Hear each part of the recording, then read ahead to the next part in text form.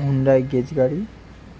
Assembly, cylinder change করার কোনো দরকার নেই, কিট লাগিয়ে দিলেই হবে। টেম্পার গ্রিজ মাস্ট দিতেই হবে, টেম্পার গ্রিজ না দিলে চলবে না, নষ্ট হয়ে যাবে সিলিন্ডারটা। অরিজিনাল কিট লাগাবেন, লোকাল কিট লাগাবেন না, চলবে না।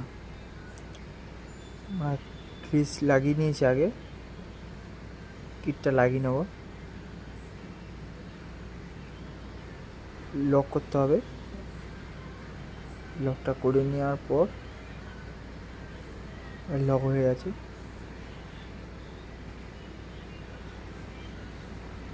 রেডি হয়ে গেছে। এবার বাস উপরের সকেটটা লাগিয়ে দিতে হবে।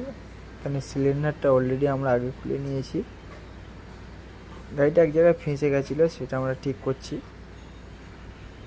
এই সিলিন্ডার লাগানো হয়ে গেছে।